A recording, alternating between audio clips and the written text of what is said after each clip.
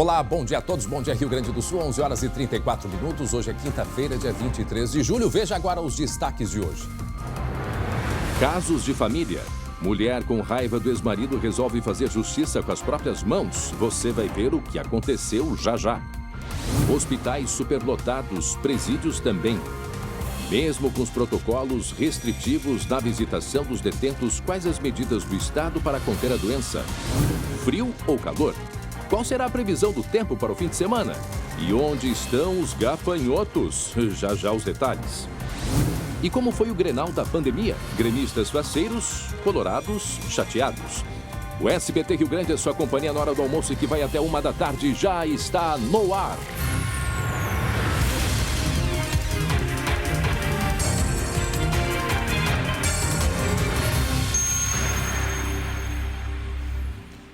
Observe essa imagem. Olha o que aconteceu. Linchamento depois de um atropelamento de uma criança de 8 anos. Depois do intervalo, a gente vai trazer as imagens deste caso chocante que aconteceu no sul do estado. Inclusive, a pessoa que foi morta não era nem a que estava dirigindo. E aí, depois, o que aconteceu? Teve saqueamento, né? As pessoas saquearam este caminhão que fazia distribuição de gás. Daqui a pouco a gente traz todos os detalhes. Nós vamos até a 1 da tarde com muita informação. Rápido intervalo e a gente já volta. Já estamos de volta com a SBT Rio Grande, agora faltando 20 minutos para o meio-dia. Daqui a pouco nós vamos mostrar uma história, legítimo casos de família. Dá uma olhadinha o que aconteceu aqui no estado. Esta senhora inconformada com o ex-marido, o que ela fez? Acertou. Foi direto no carro e colocou fogo. Agora a pergunta que fica, por quê? E será que o carro era o do marido? Daqui a pouco a gente traz detalhes desta história. Olha só. O Pit Stop Covid-19 da EGR realiza atendimento aos caminhoneiros em 8 praças de pedágio. Olhem só. Quem ganha a vida transportando cargas por todo o país tem enfrentado um novo perigo: o risco de contrair a Covid-19. Gel, tudo, lavar as mãos. E cada cliente também, quando a gente atende, procura também ficar só um dentro do baú atendendo e com certa distância, tudo, né? Pra cuidar, né? Às vezes tem um contato com a pessoa que vai passando assim em diante.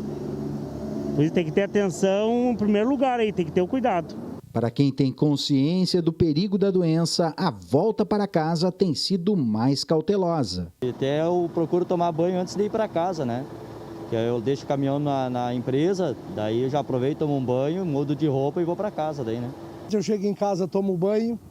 Eu já me higienizo no caminhão, né? Eu tenho álcool gel, tenho máscara eu tenho umas 3, 4, tô sempre trocando, né? O Pit Stop Covid-19 funciona em 8 praças de pedágio administradas pela EGR, Empresa Gaúcha de Rodovias. Os motoristas têm a temperatura verificada e podem fazer exames mais completos nas ambulâncias. É uma parada obrigatória que vale a pena. Tudo ótimo, bom demais, a menina bem atenciosa aí, legal. Importante para nós todos.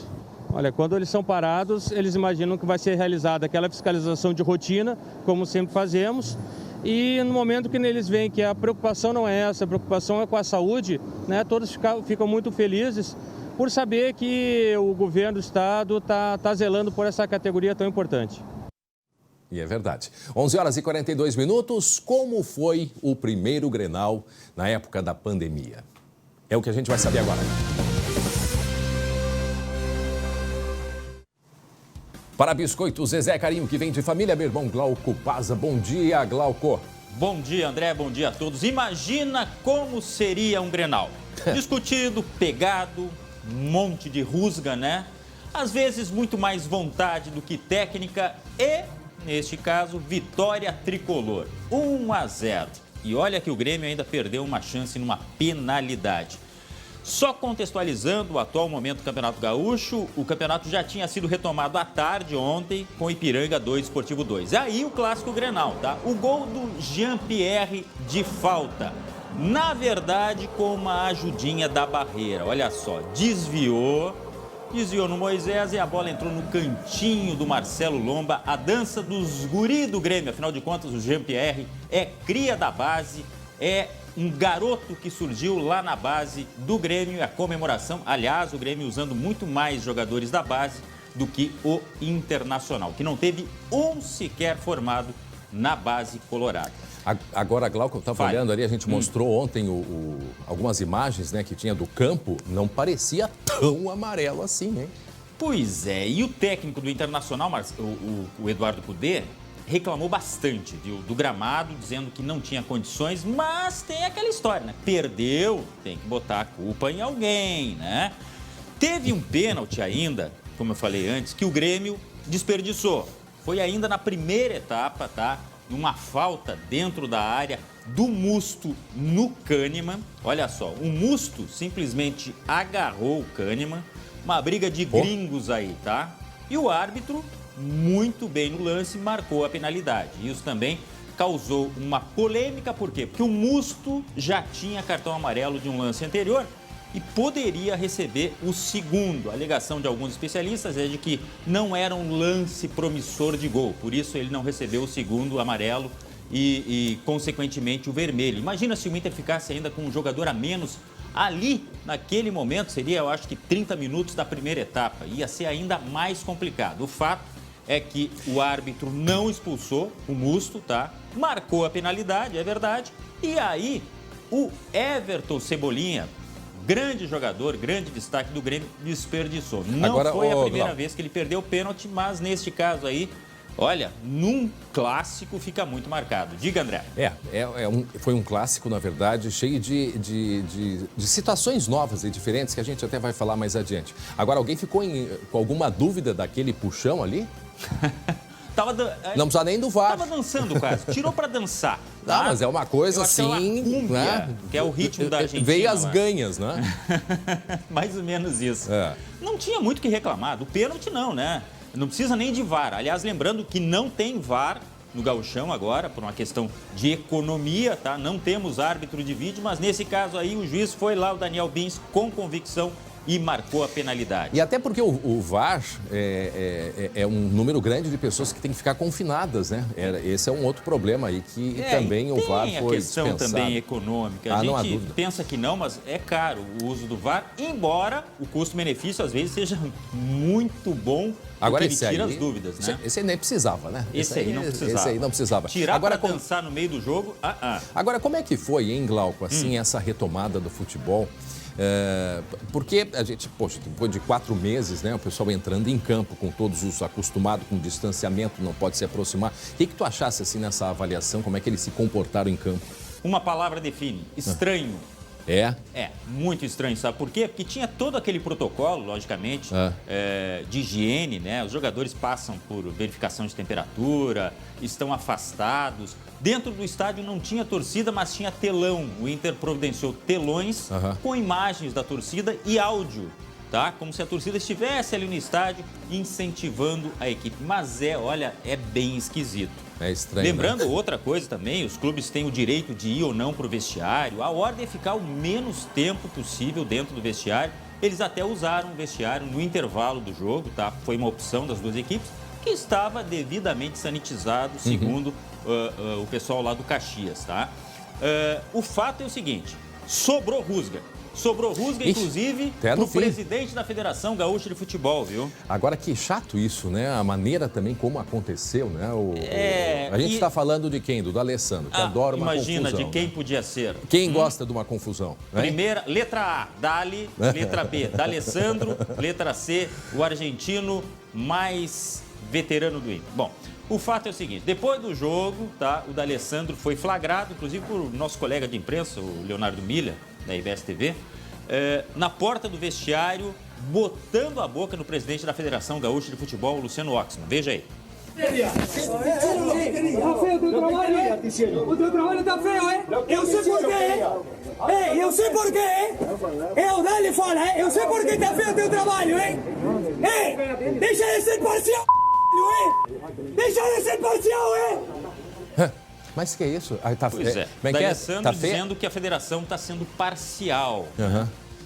Eu não consigo ver isso aí, sinceramente, e acho que a culpa do jogo não ter sido realizado no Beira-Rio, que me parece ser uma grande reclamação internacional, não é exatamente da Federação Gaúcha, né? Inclusive, a Prefeitura proibiu o jogo no Beira-Rio. Mas o D'Alessandro chega, sempre que perde ou que ele não teve ali uma atuação, sempre vai sobrar para alguém, certamente. Só vamos botar de novo para ouvir o que ele disse. Quer ver, ó? Atenção. O teu trabalho tá feio, hein? O teu trabalho tá feio. Ei, eu sei por quê, hein? Eu sei por quê. Eu dá-lhe fala, hein? Eu sei por que tá feio o teu trabalho, hein? Ei, deixa de ser parcial, hein? Deixa de ser parcial, hein? Deixa de ser parcial aí. Nunca é demais registrar. O antigo presidente, né, Francisco Noveleto, tinha identificação com o Internacional. O Luciano Oxman, agora, o atual presidente, tem uma identificação com o Grêmio. Mas, olha, eu não vejo isso como impeditivo de ser presidente de federação. Todo mundo torce. Eu sei, por exemplo, que o André torce muito pro... Não vou dizer, tá? Mas eu sei...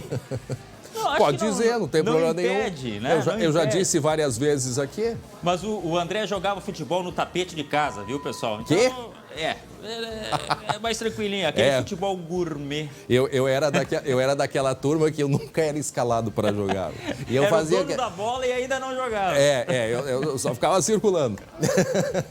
Mas eu morei na frente do Estádio Olímpico até os 5 anos, então eu tenho pelo Grêmio um carinho por ter crescido, né?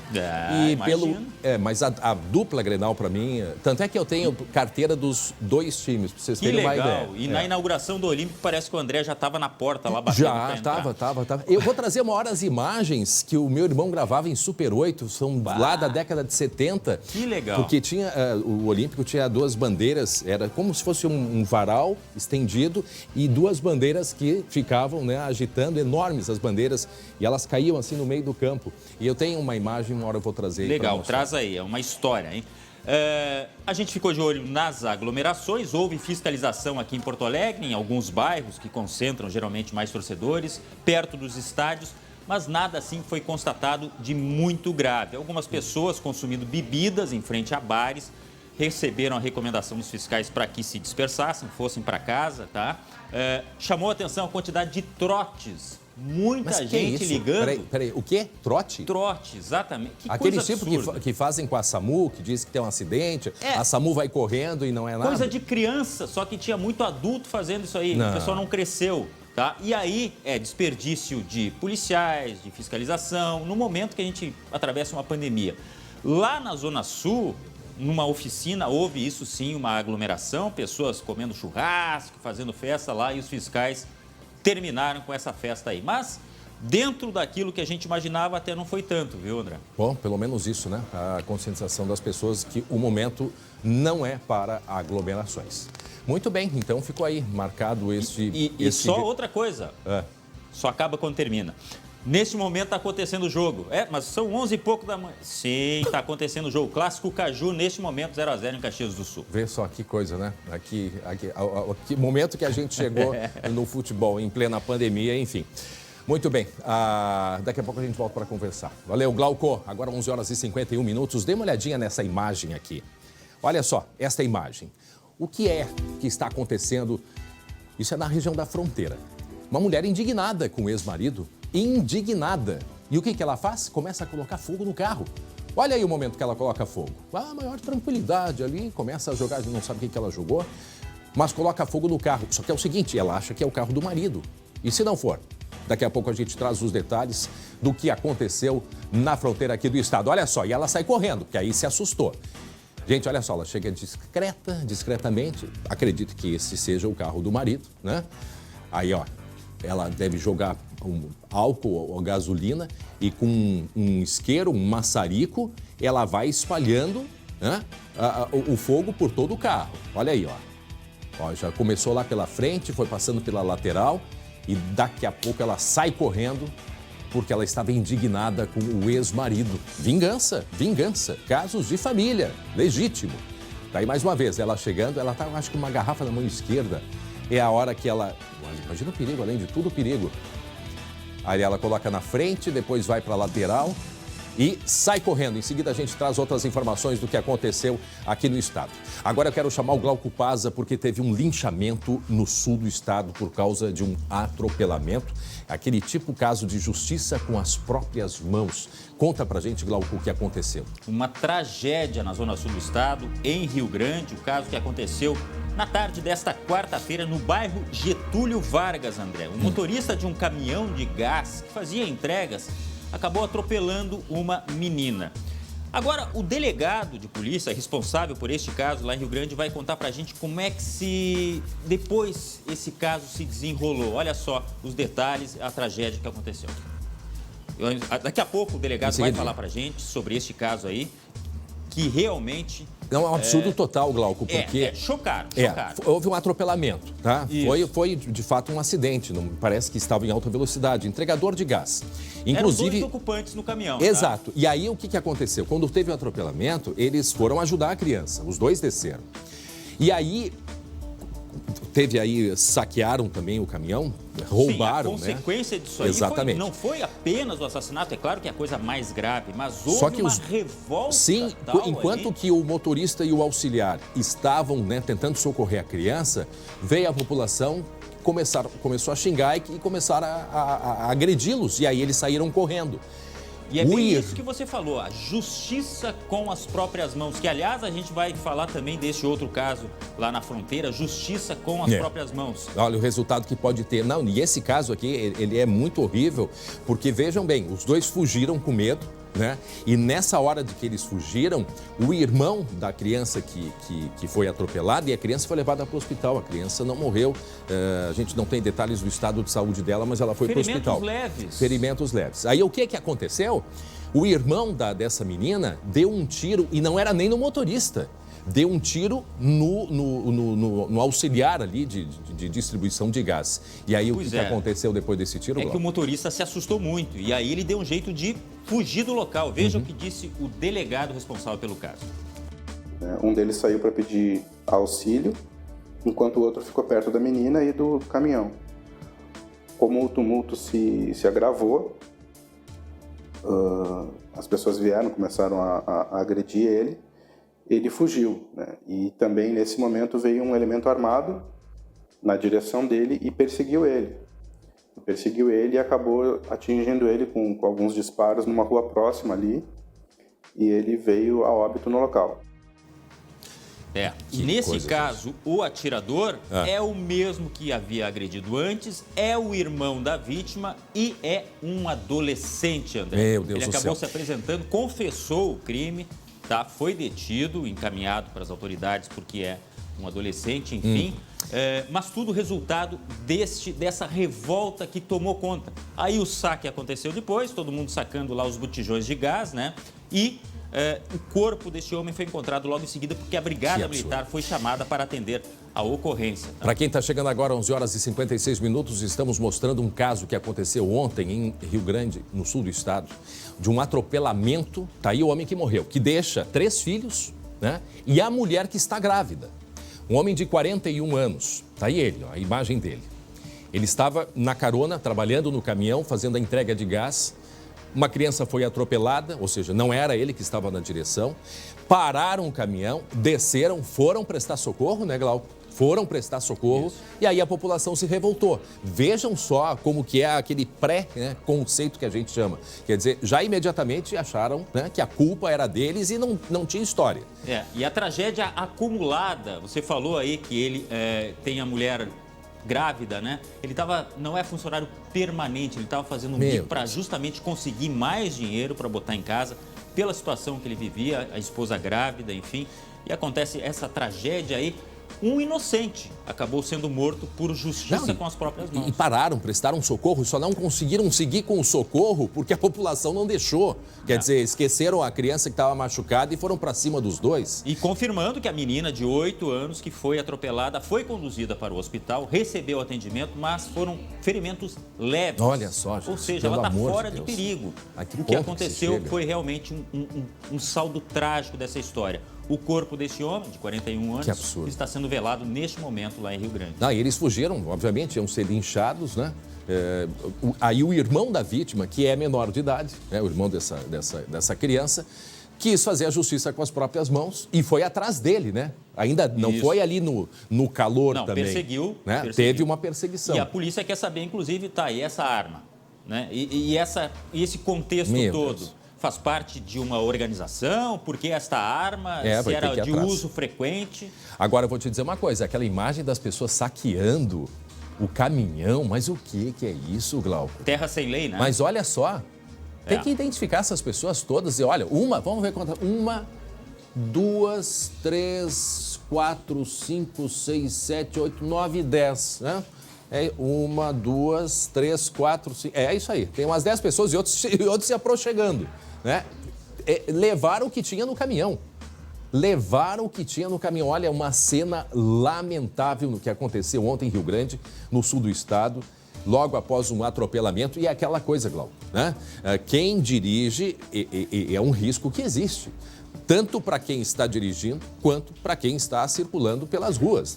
E isso é um risco, tanto é que se faz tanta campanha aí para diminuir a violência no trânsito. Pois é, mas quantas vezes a gente fala, André, que as pessoas responsáveis por acidentes não param e não prestam socorro? Muitas e aí, quando vezes. vem este caso aí, que eles se dispuseram a prestar o socorro, aconteceu isso aí, né? É algo que, digamos, não que justificasse, mas que eles tivessem fugido, né? Não tivessem prestado socorro. Né? Alguma não justifica. Não justifica, mas... Né? Talvez dê uma explicação. Agora, eles pararam, eles estavam buscando ajuda, provavelmente ligando para a SAMU para que essa criança recebesse o atendimento o quanto antes. Quer dizer, imagina o susto que os dois levaram também, porque um caminhão desses atingindo uma criança, o que a gente vai imaginar, né, Glauco? Claro. Já imagina o pior possível. E talvez também foi isso que imaginou a população que estava ali e que viu. Agora, imaginar uma coisa, e mesmo que, né, não é a população que tem que tomar uma atitude como essa. Quem teria que resolver algo seria a polícia, em hipótese alguma. Mas não, eles estavam tão preocupados que até saquear o caminhão saquearam. Essa era a preocupação que eles estavam com a menina. Parece que era uma desculpa só que estava precisando, né, para fazer alguma coisa. Não, isso a polícia certamente vai atrás e vai, porque o saldo disso tudo foi um inocente, porque ele nem dirigindo estava no caminhão, estava auxiliando, não era funcionário, né, fazendo, como a gente diz, um bico, deixa 3 filhos à mulher que está grávida. Está aí ali a imagem do corpo dele, um absurdo total. Mas daqui a pouco a gente volta a falar sobre isso, Glauco, porque a gente tem uma outra imagem que chamou muito a atenção, também a justiça com as próprias mãos. Conta pra gente o que aconteceu na fronteira, Glauco. Pois é, a imagem, ela não é surreal, ela é muito real, mas que parece... Para quem não viu ainda, casos de família. Ou seja, é uma história de, né, lavação de roupa suja. Sabe aquela raiva, mas raiva, é o que devia estar sentindo esta mulher aí ao fazer isso aí. Botou fogo neste carro. A explicação é o seguinte, tá, André? Aconteceu lá em Livramento, na fronteira, que ela reclamou que o ex-marido não estaria pagando pensão por causa do filho, aquela questão toda. Ela resolveu se vingar. E aí, ela simplesmente recorreu ao carro da namorada, não era nem o do marido, do ex-companheiro. E foi aí que ela resolveu botar fogo neste carro, fazer justiça com as próprias mãos. O carro, não deu para ver depois na sequência da imagem, mas ficou parcialmente destruído e o caso está sendo investigado pela Polícia Civil da cidade. Ou seja, não teve nem DR, sabe aquela discussão de relação que a gente tanto conhece por aí? Resolveu fazer justiça botando fogo no carro. Imagina resolveu se ela alguma vai coisa? na casa. Resolveu alguma coisa, hein? Não, só incômodo, prejuízo, né? E colocou em risco a vida dela própria. E o filho também, que não tem culpa de nada, ou a filha, não sei, nesse caso, e ainda vai ver tudo isso aí. E a repercussão? Agora te digo uma coisa, uma mulher com raiva, olha, a gente não sabe do que é capaz, ou sabe o que é capaz de fazer. Eu estava olhando... Ser humano com raiva, hein? Verdade. Não é só a mulher. É verdade, ser humano com raiva. Já vou me chamar de preconceituoso aí. Não, é que eu tô me olhando para este caso, tá? Sim. Olha só, Glauco, eu estava olhando, sabe que o número de separações no Rio Grande do Sul, né, aumentou em um mês ali de maio a junho, 26%. Ou seja, de casais que, de comum acordo, fizeram o divórcio, se separaram. 20, é imagina. verdade. E sabe o que é 26%. estarrecedor também? Que as autoridades falam o seguinte, os casais muitas vezes não se conhecem o suficiente. E é na São hora... casais, mas não se conhecem, não se conversam tanto. Agora, com essa pandemia, que ficam muito tempo juntos, esses atritos acabam... Em compensação, né, tem o outro lado das pessoas que se conhecem mais e aprendem a conviver. Eu estou apaixonado. Mas não vou deixar meu carro na garagem ao alcance dela, tá? Tá apaixonado o quê? Pra vir trabalhar, é isso? Ó, coraçãozinho aqui. Ela tá nos acompanhando aí. Eu sei disso, daqui a pouco ela manda mensagem. Então, bom, para quem tá chegando agora, 12:03, o Glauco nos mostra o caso de uma mulher inconformada com o ex-marido. E ela resolveu fazer justiça com as próprias mãos, porque, segundo ela, tinha pensão atrasada. Quer dizer, talvez nem seja a pensão o problema principal disso tudo, né? É aquela coisa mal resolvida, né? Que não, como tu disseste, não teve um DR, o que né? É pensão não... e o que é ciumeira nisso? Não dá para saber exatamente. Exatamente. Não discutiram perfeitamente a relação e daqui a pouco ele já arrumou uma outra e ela achou que deveria ter dado aquele tempo, né? De separação. Não sei, a gente não sabe. Estamos aqui fazendo, né? Vendo possibilidades. Conjecturas. E será que ela sabia que o carro era da atual namorada do ex?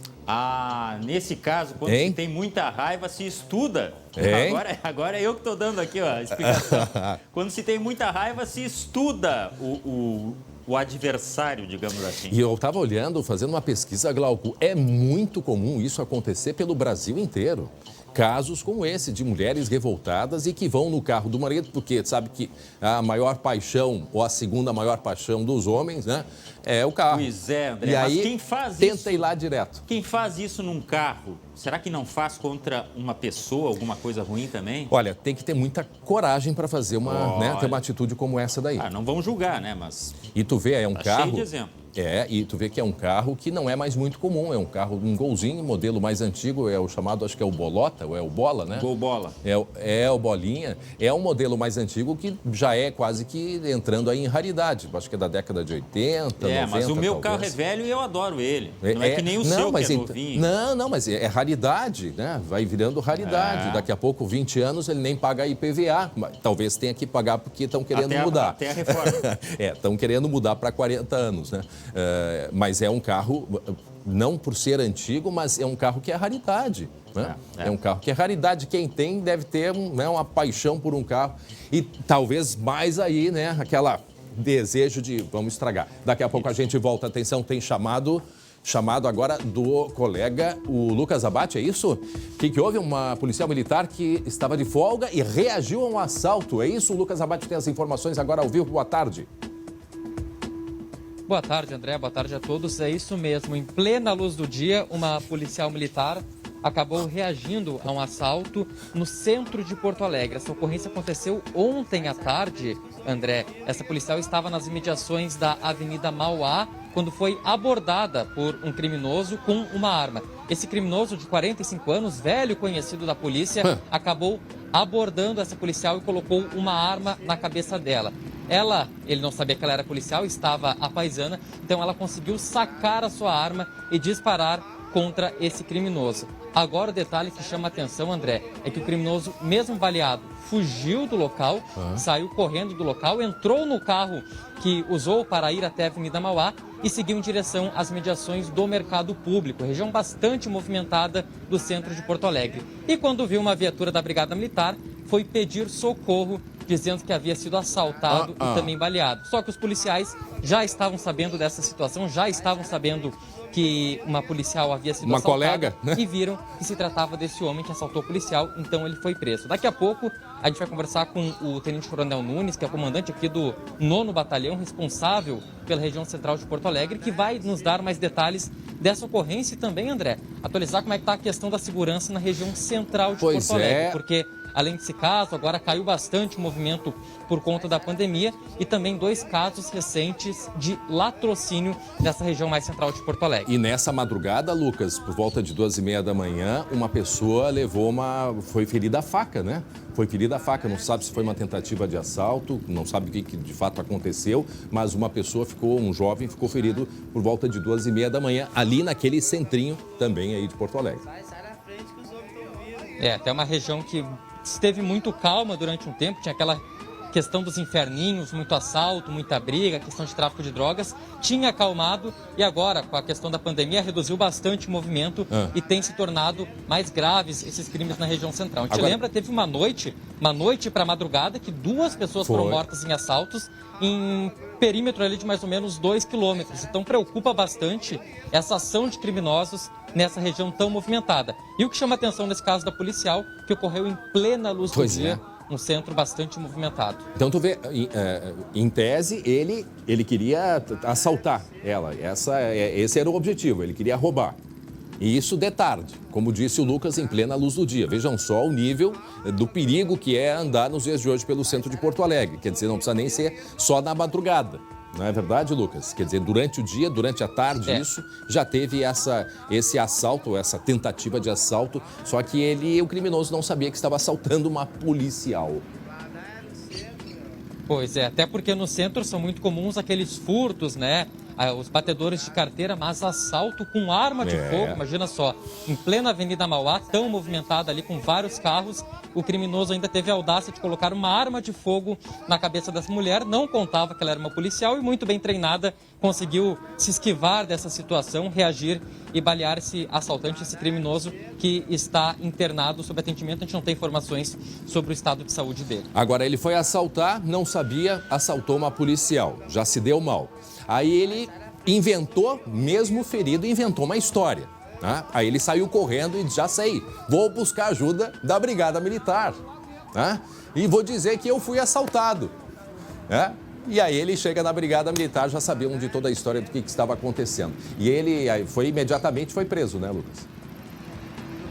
Foi levado ao hospital para atendimento devido à gravidade do ferimento, do disparo, e está internado sob custódia da Brigada Militar. Agora quis dar uma desperto, acabou se dando mal, foi preso imediatamente, acabou de certa forma se entregando para a polícia após assaltar uma policial militar. E esse é o momento que ele está sendo levado para o hospital, né? Que a hora que ele se apresentou para a polícia, dizendo que tinha sido vítima de um assalto, né? E aí, a hora que ele foi levado, é bem junto ali aos ônibus também, né? Ali a parada de ônibus, o paradão de ônibus, junto ao mercado público.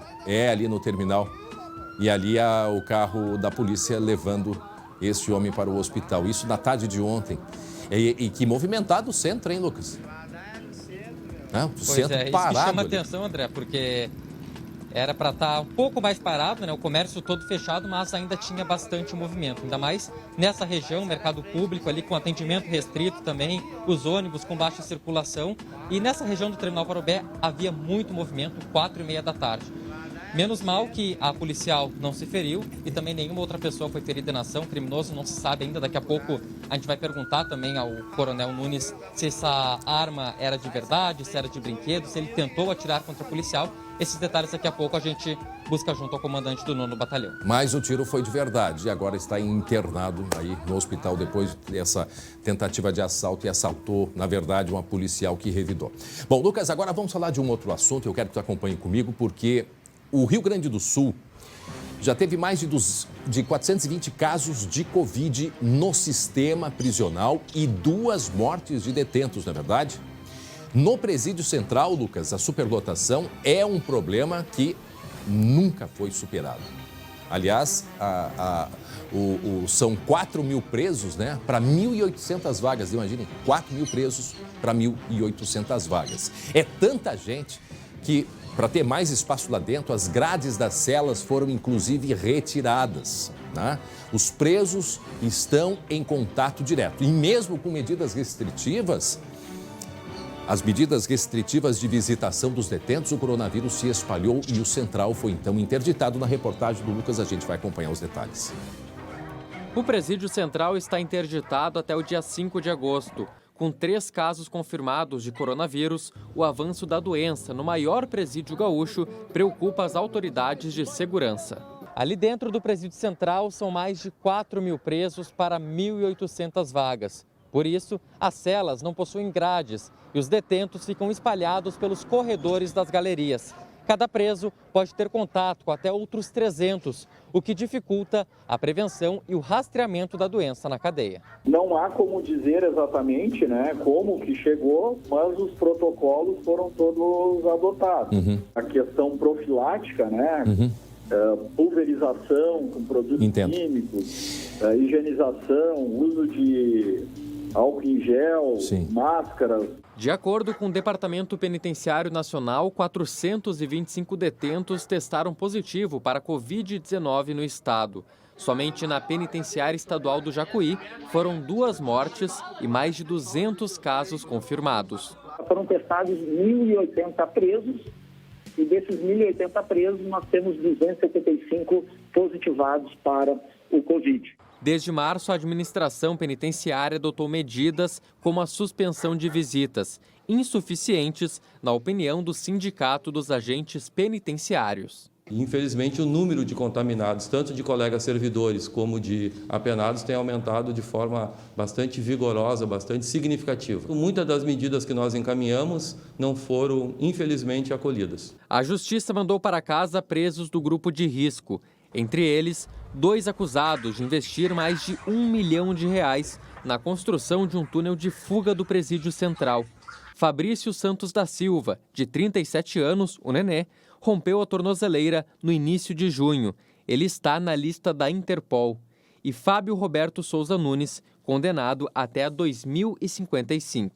Em São Leopoldo, 116 presos foram liberados após um surto de corona no presídio, mas nem todos retornaram na data prevista. Vão ser regredidos para o regime fechado, o que para eles é um prejuízo bastante significativo. Quem já está em semiliberdade e voltar para o regime fechado é bastante gravoso.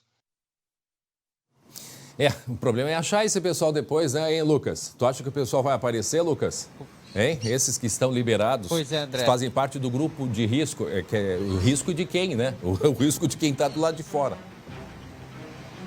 Até teve a questão do Nenê, que saiu já há alguns meses, foi um dos primeiros a sair, saiu com tornozeleira eletrônica e pouco tempo depois acabou rompendo a tornozeleira eletrônica. Agora, uma pessoa que investiu R$1 milhão para sair do presídio, não sei quem esperava que ele fosse permanecer com a tornozeleira eletrônica. E agora, André, até a informação nova que a gente tem é que ele está entrando também na difusão vermelha, na lista da Interpol, porque há uma suspeita que ele saiu do Brasil.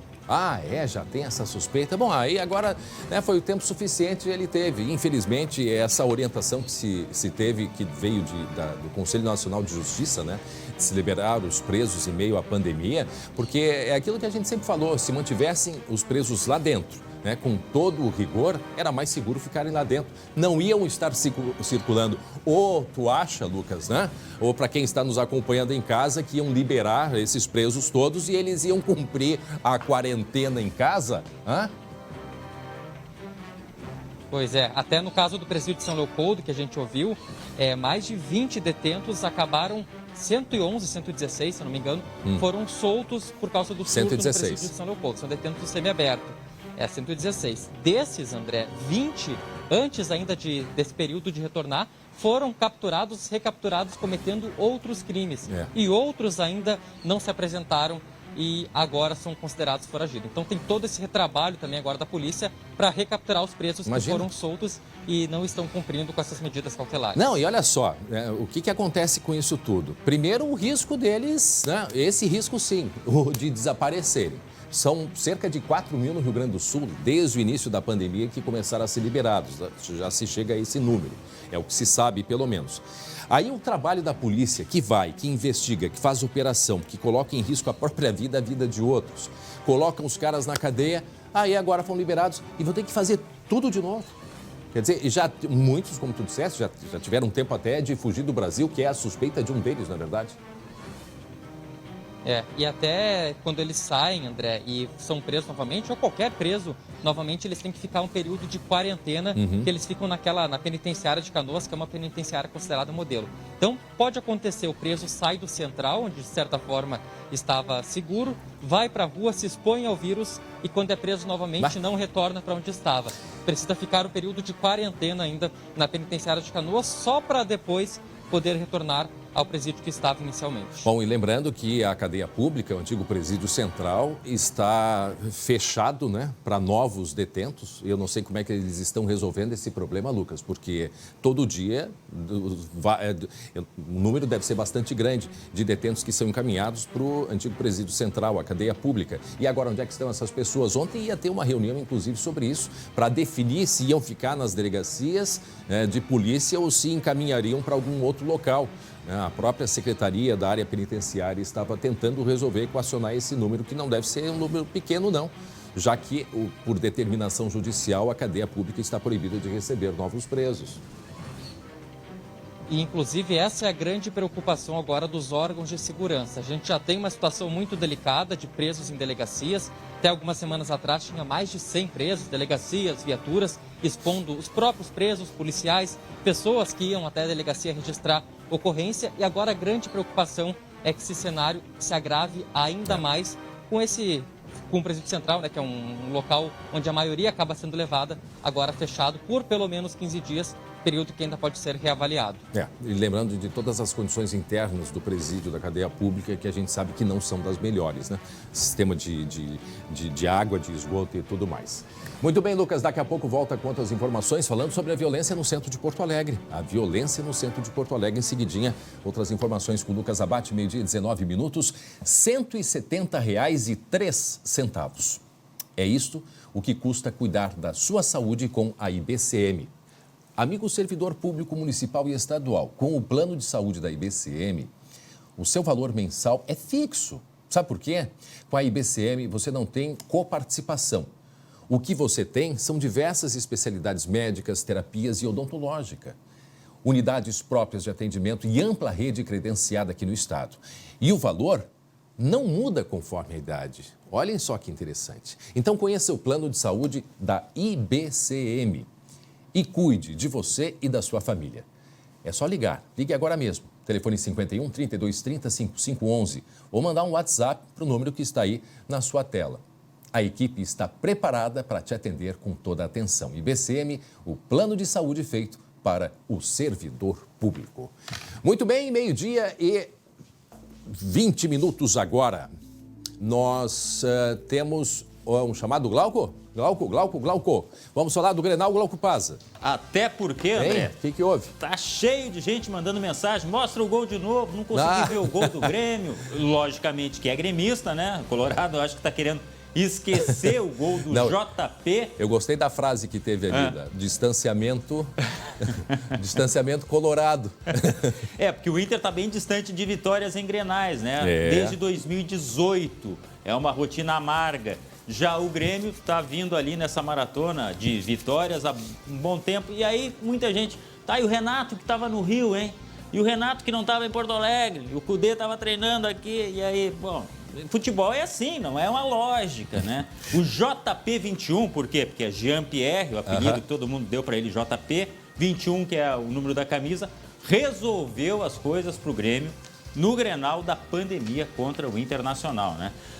Um Grenal em que o Inter reclamou muito do gramado, o Inter era o mandante, é bom lembrar, mas não pôde jogar no Beira-Rio por uma determinação municipal, aliás, vai continuar, pelo jeito, sem poder jogar. O Grêmio, olha só, atenção, hein? O Grêmio pode jogar em Eldorado do Sul, no seu CT. Pode, por quê? Porque precisa da anuência dos órgãos públicos e também da própria Federação Gaúcha de Futebol. Desculpa, estava comendo a bolacha e trancou.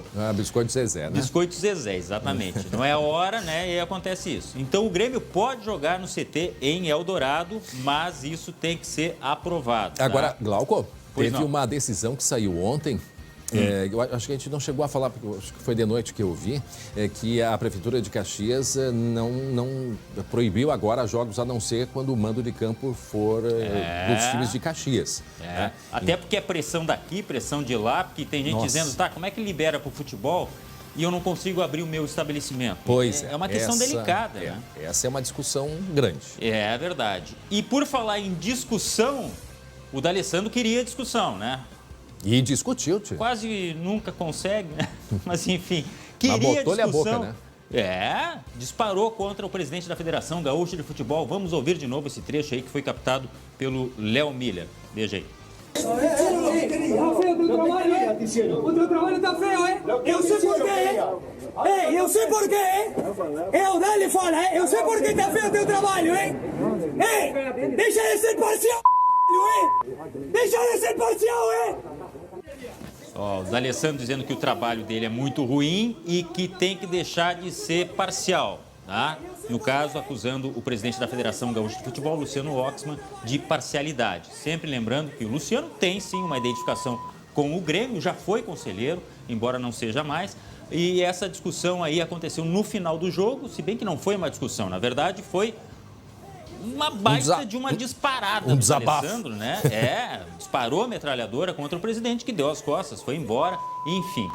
O D'Alessandro é assim, esquentadinho. No outro dia, várias vezes eu já vi ele, não, eu tava de cabeça quente e tal, não é bem assim. Mas, enfim, marcou esse final do Clássico, que teve discussão dentro de campo também. Até porque no último Clássico pela Libertadores, você lembra, né? Deu um quebra-pau geral, muita gente expulsa, muita gente punida. E acho que alguns reflexos foram levados para o Clássico de ontem, lá no Centenário, tá? De maneira exaltada, ele disse assim, está feio o teu trabalho, hein? Está feio o teu trabalho, hein? Está feio. E eu sei por que está feio o teu trabalho. Né? Deixa de ser parcial, deixa de ser parcial. Aí eu só queria saber o que teria respondido o presidente da federação, o Oxman, né? Não sei se vai se manifestar oficialmente. Para ele não deve ter falado muita coisa ali na hora, não, né? Não. Quem estava lá disse o seguinte, que o presidente, ao começar a ouvir essa manifestação, deu as costas e passou reto. Agora, se ele deu alguma entrevista, realmente eu não tenho conhecimento a respeito disso. Até a gente pode ver se o presidente vai se manifestar, se posicionar a respeito dessa questão. Até porque ele faz acusação, né? Exatamente. Chamando ele de parcial. E para fazer uma acusação, de repente, ele tem algum ingrediente de conhecimento ali, o D'Alessandro, no caso, que a gente não sabe, né? Então é bom também que se esclareçam essas coisas e até o D'Alessandro, quem sabe, vir a público e explicar um pouco melhor isso aí. Porque ele não sabia que tinha gente captando. Então é muito comum ter essas discussões depois do jogo, né? Acusar, você é mais feio, você é mais perna de pau que eu, essas briguinhas que a gente sabe que acontece, né? Só que nesse caso é contra o presidente da entidade que gere a competição. Né? E ele diz assim, tá tudo na sua conta, fizeram o que quiseram com você, fizeram o que quiseram. Tá? O Inter não aceita, não engole o fato de não ter jogado no Beira-Rio. Essa é uma verdade. E o Inter não queria jogar em Caxias. Sim, mas ele o Inter tentou jogar em Novo Hamburgo. Só que Novo Hamburgo também não deu. Aí entra aquela divisão, né? O governo do estado dizendo que pode jogar, aí a prefeitura de Porto Alegre dizendo que não pode. Mas a prefeitura tem esse direito, não, né? Logicamente. Só que aí também já entra, né? Tipo assim, conseguiram com o governo do estado, mas não conseguiram com a prefeitura, faltou negociar com a prefeitura. Quer dizer, dá a entender que é algo nesse sentido, né? E tanto que Novo Hamburgo não aceitou os jogos, que o Novo Hamburgo joga hoje. Tinha gente me mandando aqui também. Joga hoje o Clássico do Vale contra o Aimoré, 3 horas da tarde, mas é lá em Lajeado, tá? E é o outro jogo que fecha a rodada daí, às 7 da noite, São Luís e São José. É o Noia? O Noia contra o Aimoré. Vai sair faísca, viu? Naquela tua região ali é o seguinte, hoje vai ter corneta de um lado ou do outro. E vai ser aonde? Vai ser em Lajeado. Lajeado. Bom, e é importante a gente falar sobre as aglomerações, né? Afinal de contas, é o Grenal da pandemia, né? E conta pra gente como é que foi, que era uma preocupação muito grande. E continua sendo, né, Glauco? Sim, até porque houve uma mobilização das forças de segurança, agentes da prefeitura, para tentar localizar focos de aglomeração da própria torcida. A gente sempre enfatiza que aquilo que aconteceu na saída da delegação do Inter de Porto Alegre é ruim, não pode acontecer. A torcida foi lá se despedir. Então, esta força-tarefa se concentrou para fiscalizar ontem os jogos, o jogo principalmente, né, o Grenal, em alguns bairros aqui, Cidade Baixa, lá na região da Padre Chagas, onde o pessoal costuma se reunir, e também na região dos estádios. Só que estava bem tranquilo, não houve, assim, grandes confirmações de aglomeração, até porque algumas pessoas sabiam, bebendo em frente a bares. Até porque sabiam que se tivesse aglomeração, iam correr. E está bem definido, viu? Aplica multa em último caso. A ordem é, convencer na lábia. Tanto que ontem várias pessoas aqui na Zona Sul de Porto Alegre, próximo à Restinga ali, foram mandadas para casa. Não foram multadas, tá? Mas olha, é aquela história, vai para casa, demônio. É educativo, né? Na primeira vai, vamos ver na segunda. Agora, o que eu ouvi ontem de noite foi muito foguetório. Sim, né? Isso aí. O foguetório não tem problema na pandemia, tá? Só tem problema para cachorro. Isso é realmente dramático para cachorro que não gosta de foguete. Olha só, a informação que chegou agora. Juventude 2-0 no Caxias. Está acontecendo o Clássico Caju lá no Alfredo Jaconi, em Caxias do Sul. Juventude está vencendo o campeão do primeiro turno no Clássico. Caxias foi campeão do primeiro turno. Agora, Glauco, o que é importante é, a partir de agora, desde a partir de ontem à noite, é daqui para frente a gente fazer essa avaliação com relação à Covid, né? Com a pandemia. Afinal de contas, nós temos aí, vivemos um momento da pandemia no Rio Grande do Sul bastante grave. E é sobre isso que eu vou falar agora. Não, deixa eu falar aqui contigo mesmo. Olha só. Fala comigo que eu tô carente. Tá, vamos lá. Mas não vai comer biscoito agora. Não, bastante sério, porque assim, ó, a gente vai falar do caso de São Leopoldo. Tu falasse no Aimoré que joga. São Leopoldo, lá, a UTI superlotada, né? A UTI do hospital que é referência para casos de Covid lá na cidade de São Leopoldo, berço da colonização alemã, o Hospital Centenário. A ocupação dos leitos passou dos 130%. Imagina uma coisa dessa. E até o prefeito estava com problema, não estava? O prefeito, sim, ontem confirmou, o prefeito Arivanazzi, que está com a Covid-19. Ontem, quando a gente teve aí, mostramos a morte do prefeito de Viamão. Na tarde de ontem, 2 prefeitos confirmaram a Covid. O prefeito de São Leopoldo, Arivanazzi, e o prefeito de Alvorada também confirmou que está com a Covid-19. Os detalhes a gente acompanha agora na tela. Na tarde desta quarta-feira, o Hospital Referência em São Leopoldo tinha 22 pacientes com o novo coronavírus internados em leitos de enfermaria e outros 14 pacientes em estado grave, na UTI, com diagnóstico positivo para a Covid-19. 11 deles usando respiradores. Como o número de pacientes em estado grave não parou de crescer nos últimos dias, o hospital precisou antecipar a inauguração de 6 novos leitos de UTIs para a Covid-19.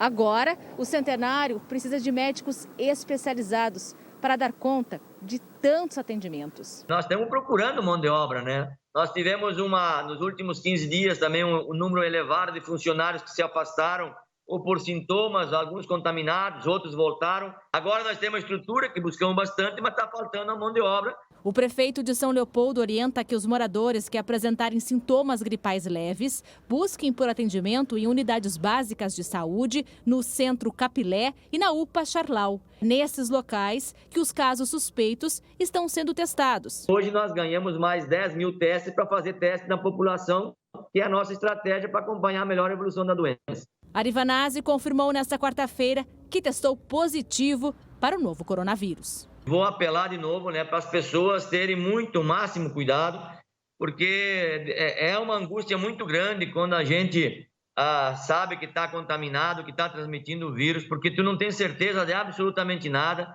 O vírus ele está muito rápido, ele está se espalhando muito rápido, ele está em todo lugar agora. Então a população tem que continuar ficando em casa, tem que continuar se cuidando. O prédio da Prefeitura de São Leopoldo foi todo higienizado porque teve um surto lá dentro,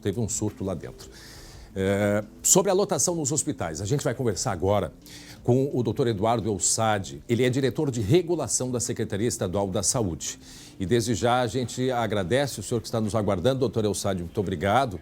E eu acho muito importante ouvir a sua palavra agora, porque para quem não entende o que é esse, né, o que faz esse trabalho de regulação, é o que faz a distribuição dos leitos, né, aqui no Rio Grande do Sul.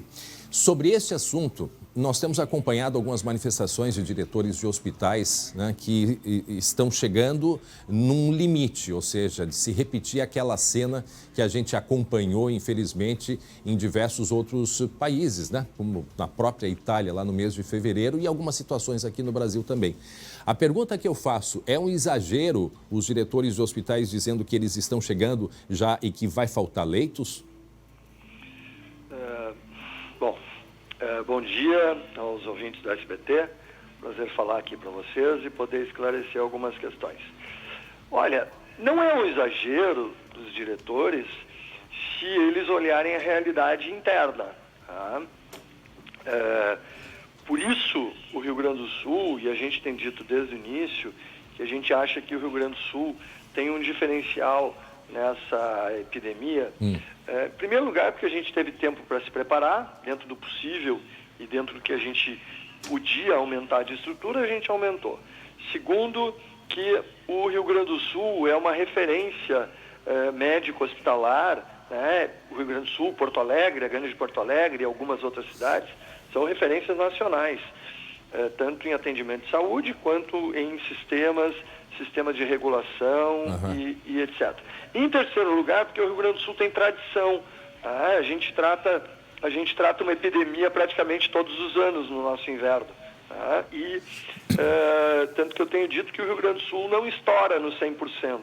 Nós temos uma rede que está acostumado a trabalhar todos os invernos lotadas, né? As nossas emergências estão preparadas, nós temos respiradores nas nossas emergências, temos equipes que estão acostumadas a tratar com isso, a segurar pacientes graves nas emergências, etc. Então o senhor garante que a gente...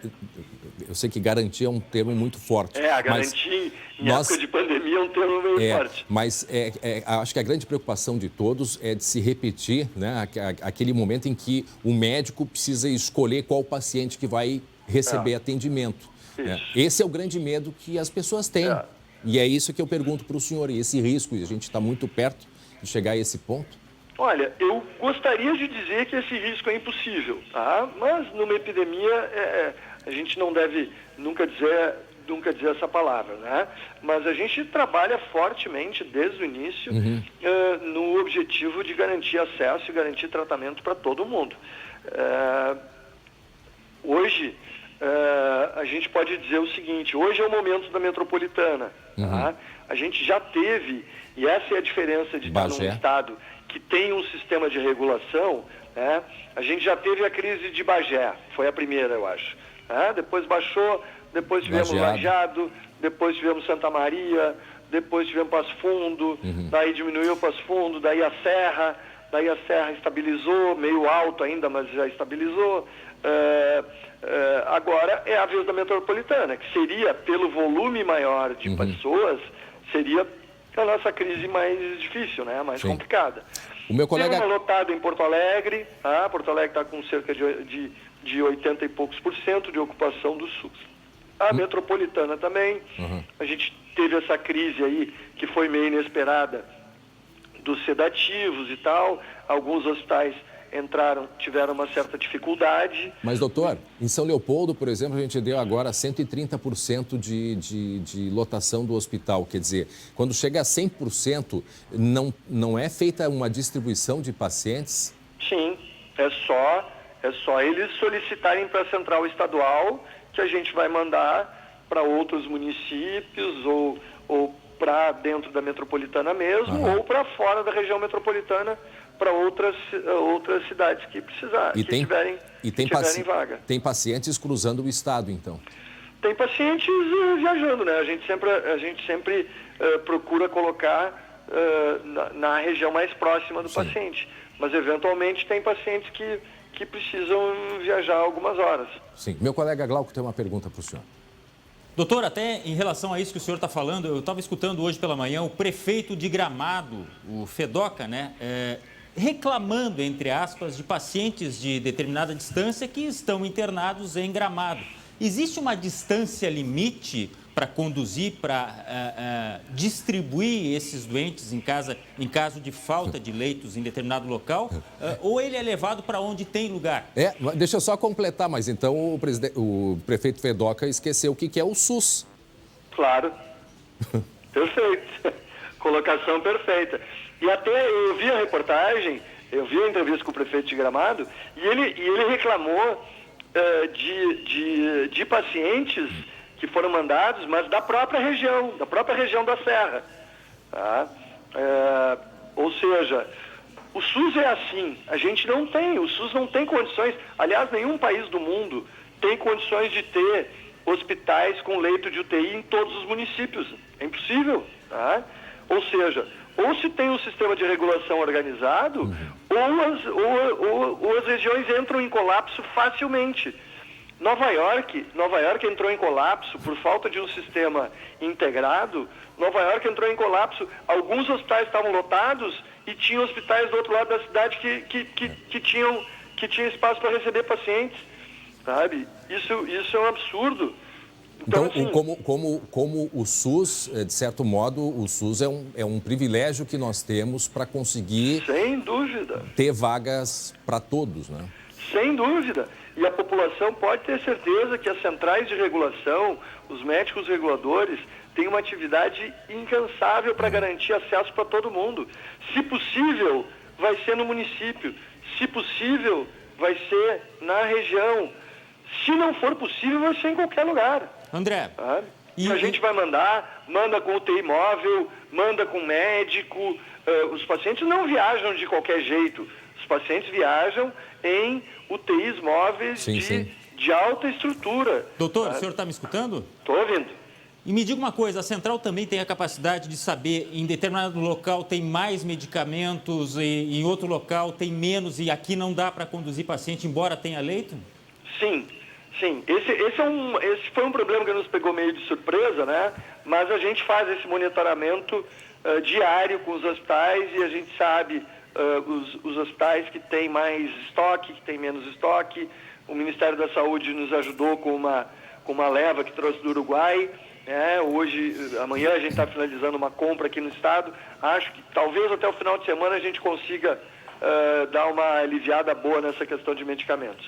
Agora, bom, só para a gente encerrar apenas um comentário. Eu sei que pegou muita gente de surpresa, mas eu lembro que em fevereiro, acho que foi ainda o ministro Mandetta, quando ele disse que um dos problemas que a gente ia enfrentar adiante era a falta de remédios, porque tinha um problema de produção na Índia, né?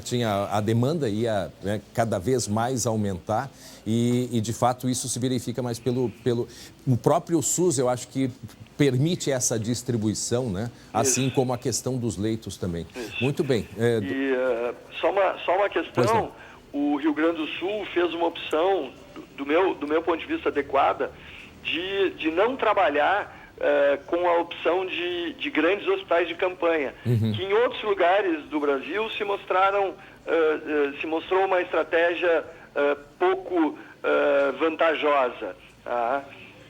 Então, a gente vai reaproveitar muita coisa, né? Vai continuar aproveitando muita coisa que vai ser o legado da pandemia. Exatamente. Nós optamos por ampliar a nossa estrutura de atendimento, tanto que já ampliamos 700 leitos de UTI em hospitais. Nós largamos com 933 leitos SUS em fevereiro. Já chegamos a mais de 700 leitos ampliados e pretendemos chegar a 1.000 leitos novos até o mês que vem, no Rio Grande do Sul. Então, isso é um aumento de 110%, quase 110% da nossa oferta, e acreditamos que, com o que já ampliamos, com o que temos de leito para ampliar ainda, né, se a gente passar esse período de lotação da região metropolitana, que ainda não chegou, mas que poderá chegar, né, nas próximas semanas, mesmo que tenhamos que mandar paciente para outras regiões, acreditamos que o Estado vai passar esse problema e vai conseguir cumprir o nosso objetivo, que é a garantia de acesso para todos os gaúchos que necessitarem. E até porque, né, doutor, o SUS permite também que se venham, não sei se pessoal, mas equipamentos também. Já recebemos aí 100 respiradores que o ministro interino da Saúde trouxe essa semana. O Ministério da Saúde já mandou vários equipamentos e na última vinda aqui prometeu mais 100 e provavelmente mais 100 ainda até agosto. Pode ser que a gente receba profissionais de fora também, doutor, já que temos uma quantidade grande? Isso está uma tratativa realizada diretamente pela secretária Arita, né, que tem sido incansável aí no atendimento SUS, né, e a gente é absurdamente pressionado também pelo nosso governador, que acompanha passo a passo, número a número, 24 horas por dia, né, ocupação, etc., o ajuste do modelo, que até agora tem se mostrado, né, o modelo de distanciamento é igual está sendo mais ou menos, está parecido com a central de regulação. A gente recebe reclamações de todo mundo, tá? A gente recebe reclamações de quem recebe pacientes, recebe reclamações para quem a gente manda, se está tirando de uma região para outra reclamam, depois aquela região precisa... Mas o importante é que funciona. O importante é que funciona. Exatamente. Muito bem. Doutor Eduardo Elsad, chefe de regulação aqui do nosso Sistema Único de Saúde no Estado, muito obrigado por sua atenção aqui com a gente. Uma boa tarde para o senhor. Bom, vamos aguardar aí, né? Tomara que, de fato, não cheguemos a uma situação drástica como a gente já viu em outros locais. 12h e 42 minutos, daqui a pouco nós vamos falar sobre a previsão do tempo. Será que vai ter uma virada no tempo, Estael? Vai ter uma virada no tempo? Ah, ela está me escondendo. A gente vai ficar... Daqui a pouco vai saber o que de fato vai acontecer. Se vai o calor continuar ou se vai vir chuva, frio por aí. Não sei, em seguida nós vamos saber. E olha só, a imagem dos gafanhotos. Com esse calor aí, os gafanhotos estão aqui. Vão ou não vão? Vão ou não vão? Sabe que esses bichos comem tanto, e essa é a preocupação com as nossas lavouras, eles, num ataque deles, eles comem essa nuvem que nós temos aqui, próximo ao estado, o equivalente à refeição de 700 mil pessoas. Sabe o que é isso? É muita coisa. São quase 20 quilômetros quadrados, né, desta nuvem de gafanhotos e nós estamos com o nosso colega, o Andrei Rossetto, e daqui a pouco a gente vai ter outras informações. Afinal, por onde andam os gafanhotos agora? 12h e 43 minutos, chamado do Lucas Abate ao vivo, as informações sobre o perigo no centro de Porto Alegre. Ontem teve um assalto, teve um ataque, de madrugada agora uma pessoa ficou ferida também num outro ataque. Lucas Abate.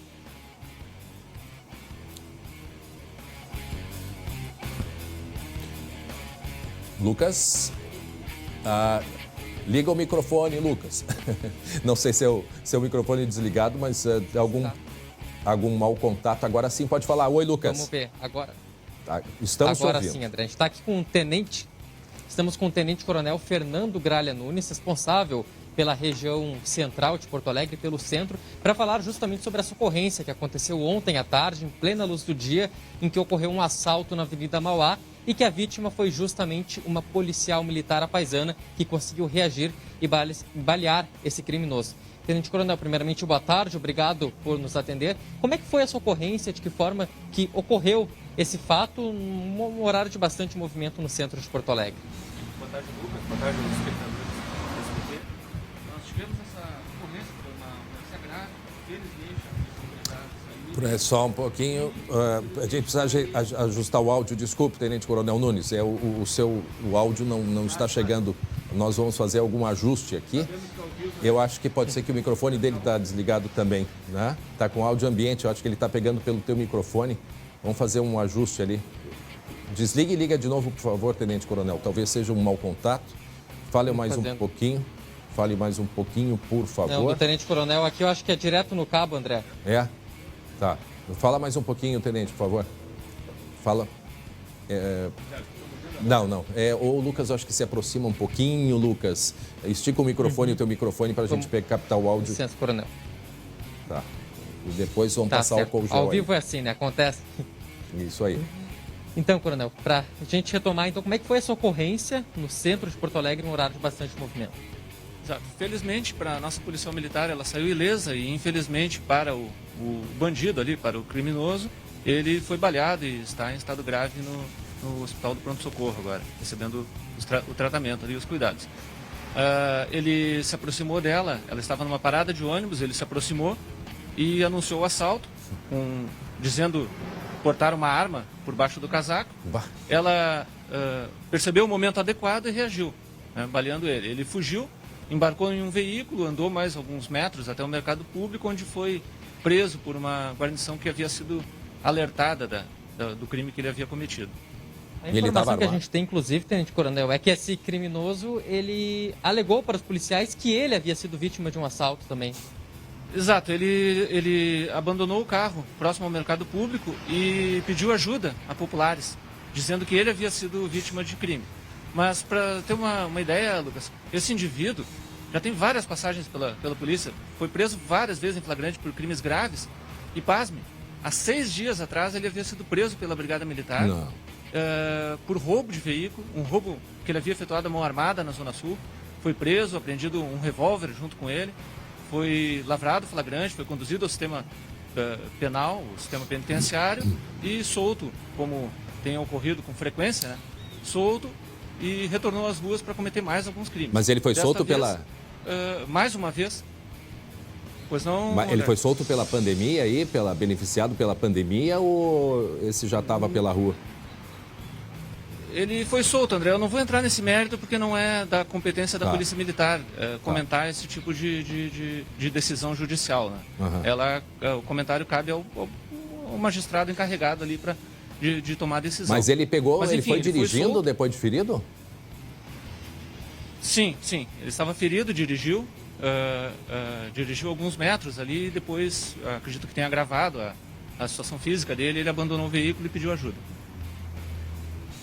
Lucas. Essa arma, Tenente Coronel, uma arma de verdade, uma arma de brinquedo? Não, nós intuímos que no caminho ele tenha se desfeito da arma. Ou supostamente usou um outro artefato para também ameaçar a policial. Exato, ou simulou estar armado e não estava, enfim. Usou desse artifício, talvez. Isso aí ainda cabe à Polícia Civil, que lavrou o flagrante, né? Esclarecimento dos detalhes da investigação ali. Lucas? Agora, Tenente Coronel Fernando Gralha Nunes, que é responsável pela região central de Porto Alegre. Sim, André? Não, eu acho que eu ia entrar nessa questão da pergunta da violência que anda aí pelo centro da cidade, né? A gente teve essa madrugada mais um caso de um assalto também e um jovem que ficou ferido, não sei em detalhes e em que condições, mas eu acho que era nessa linha a tua pergunta, né, Lucas? Até sobre essa questão da região central de Porto Alegre, recentemente 2 latrocínios em um curto espaço de tempo e agora também essa informação que vem pelo André, que teve um caso também de um jovem que foi esfaqueado nessa madrugada. Como é que a Brigada Militar está olhando essa situação? Percebeu algum agravamento no caso de violência e de assaltos na região central de Porto Alegre, principalmente nesse período de pandemia? Não, pelo contrário, Lucas. A situação está, do ponto de vista da segurança pública, muito melhor. Nós temos reduzido os índices já há alguns anos, nós vimos reduzindo os índices e agora essa redução se acentuou. O que tem ocorrido são alguns fatos específicos e completamente atípicos ali para a área central, de ocorrerem na área central. Mas todos eles tiveram resposta imediata da Brigada Militar, da Polícia Civil, com a investigação criminal, a intensificação das patrulhas, a intensificação do policiamento e a situação em geral, no centro da capital, está melhor do ponto de vista da segurança pública do que estava. E sobre essa situação específica da madrugada, o senhor tem alguma informação do que aconteceu? Qual circunstância? As circunstâncias estão sendo apuradas, né, pela Polícia Judiciária, que a Brigada Militar ela foi chamada e atuou no socorro à vítima. André, não sei se tem mais algum questionamento ao Tenente Coronel Nunes? Claro, eu entendo a posição do Tenente Coronel fazendo um comparativo, até porque em tempos de pandemia o número de circulação diminuiu e tal, mas para o cidadão, e com todo o respeito ao Tenente Coronel, mas para o cidadão que vai para o centro, tanto é que ontem uma policial foi assaltada de tarde na parada de ônibus. Para o cidadão que frequenta o centro de tarde, de noite, de madrugada, o risco ainda é um perigo grande, né? Inclusive porque reduziu muito o movimento, a gente viu, lá no início, ainda no mês de março, caiu consideravelmente, depois se tornou, agora caiu novamente. Então acho que tem a questão também, André, até vou levar essa pergunta agora ao Tenente Coronel, da questão da sensação, a gente fala muito de sensação de segurança e esse esvaziamento do centro, dá para assim dizer, também provoca uma sensação de insegurança de certa forma. Exato. Nós percebemos, né, intuímos que houve também uma mudança do perfil do crime cometido. Realmente, o cometimento de um delito grave no meio da tarde, numa avenida de grande movimento, não é comum e era praticamente inviável alguns meses atrás, antes do distanciamento social e do fechamento do comércio e do esvaziamento das ruas. Houve, então, uma mudança no tipo do modus operandi dos indivíduos, né? Que fica, então, para a população, né? O esvaziamento das ruas, ele realmente facilita para que o marginal haja de forma velada, de forma a não ser percebido pelos outros. Tá certo. Obrigado, então. Obrigado, Tenente Coronel Nunes. Obrigado, Lucas Abate, pelas informações sobre essa violência no centro de Porto Alegre. Como eu disse, a gente entende, né, a posição do Tenente Coronel, mas que o perigo ele anda por todos os lados. A gente tem que se cuidar. Machuquei meu dedo. A gente tem que se cuidar muito. Cheguei a levar um choque na minha mão. Olha só, 12h52. Tem um recado importante para vocês, porque nós sabemos, né, que uma pandemia ela não escolhe hora e nem lugar para acontecer. Mas o que nós já podemos ver é que os médicos sabem exatamente onde devem estar quando isso acontece. E a prova é o que a gente vem acompanhando aqui no estado, né? Ao lado do paciente. Desde a escolha do curso até o exercício profissional da medicina, eles são colocados à prova diariamente, em anos de estudo constante. E agora mesmo longe das famílias, abatidos ou correndo alto risco de contágio e até se contaminando, as notícias mostram o quanto que os esforços estão dando certo, seja na linha de frente, seja na pesquisa de vacinas, de medicamentos e do próprio vírus, né? Nas consultas aos pacientes de risco ou até no atendimento online. O que importa é que agem juntos para cuidar da saúde de todos, porque para o CREMERS, lugar de médico é onde a vida mais precisa. Vamos falar sobre a previsão do tempo agora?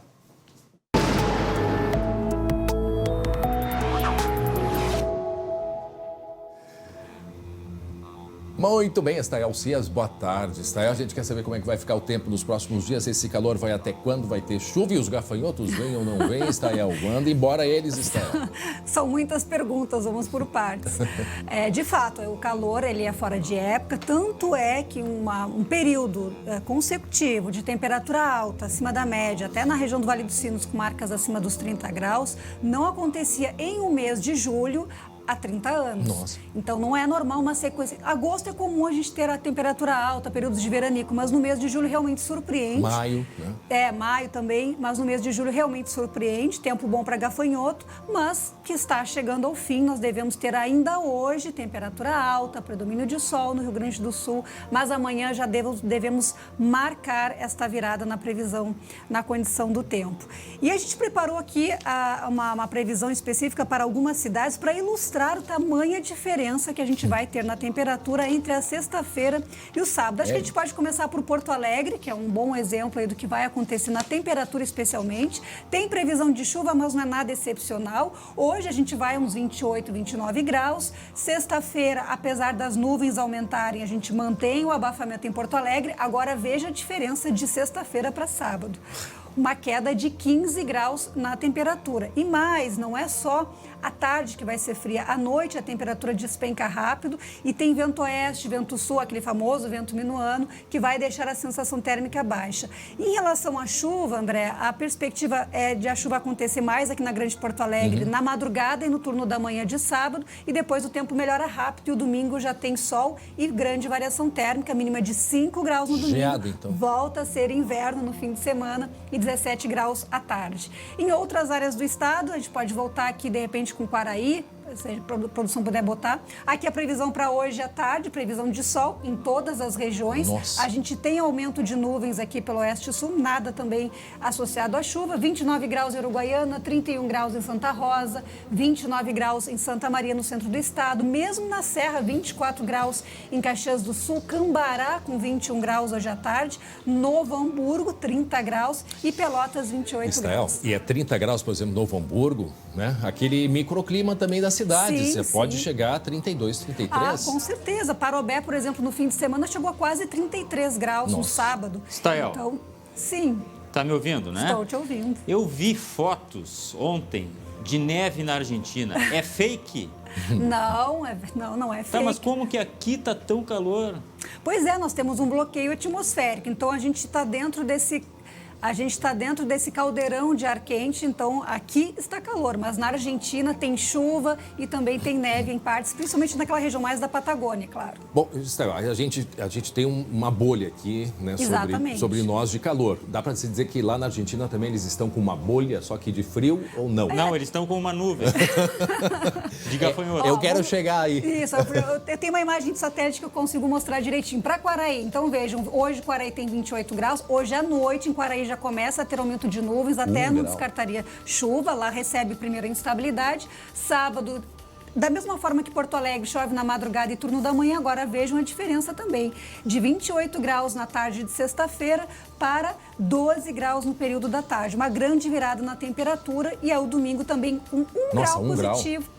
E 14 graus aqui no domingo. Então, frio intenso aí chegando no fim de semana. Porque o vento norte, que é um vento que vem quente, ele puxa, né? Ele faz os gafanhotos irem em direção ao Uruguai. Só que esta bolha, né, Estael, que está na região da Argentina, os ventos fazem uma curva e se enveredam para o Rio Grande. Nós temos aqui a imagem do vento norte. Aqui a gente consegue ver exatamente essa trajetória aqui. E fazendo essa curva aqui na região do Uruguai mais forte. Aqui em amarelo o vento é mais intenso. E também no Rio Grande do Sul. A nuvem de gafanhotos está mais ou menos posicionada nessa região. Então o vento realmente está favorecendo, olhando só a condição meteorológica, né, mais complexa a avaliação. Mas o tempo ainda é seco e o vento faz essa curva. Se a gente puder mostrar a imagem de satélite agora, a gente consegue mostrar exatamente onde anda a chuva, a instabilidade e também a neve. Aqui, a neve acontecendo aqui mais no sul do continente, mas toda essa instabilidade aqui já se aproximando bastante aqui da região. E essa instabilidade é o que vai chegar no fim de semana, uma frente fria trazendo primeiro a chuva entre a noite de sexta-feira e madrugada de sábado e depois uma massa de ar polar derrubando a temperatura e volta a limpar o tempo. A temperatura despenca aí 15 a 20 graus entre a sexta e o sábado. Bom, então, com isso, haja saúde. Os senhores gafanhotos com isso, acho que vão repensar o trajeto deles. Eu acho que eles vão ter que se realocarem como fizeram, né, na última onda de frio, tiveram que se posicionar na superfície. Tipo, vamos pro Rio Grande, aí vem frio. É dizer, agora que a gente consegue. Aí vem o frio de novo. Aqui gafanhoto não se cria. Pelo menos o tempo não colabora para isso. Porque, Estael, quando começou a nuvem de gafanhotos, ainda a produção estava na entre-safra, mas agora já há plantações e essa preocupação. Exatamente, principalmente as lavouras de trigo que já começam a ganhar tamanho e representar. Tá difícil para gaúcho, imagina para gafanhoto. Exatamente. E esse tempo frio e com umidade, André, segue boa parte da semana que vem. Então, realmente, a situação dos gafanhotos, eu acredito que isso significa tranquilidade, pelo menos para os gaúchos. Com uma semana que vem, mantendo aí o final de julho com chuva e umidade e frio também. Então, tá bem. Vamos a mais um bom calorzinho para todo mundo e se prepare para o frio, sempre com muito cuidado, né? Principalmente nessa época de pandemia, essa é a principal preocupação. Tá na hora da gente ir embora, Glauco Paza. Vamos, eu prefiro muito mais o frio que gafanhoto, viu? Venha, frio, vem. Como é que é? Prefiro muito mais o frio que gafanhoto. Isso é verdade. Eu também. Gente, nós voltamos às 19h20, segunda edição com Marcelo Chimalho. Muito obrigado pela audiência e pela companhia. A gente volta amanhã às 11h40. Tchau, tchau.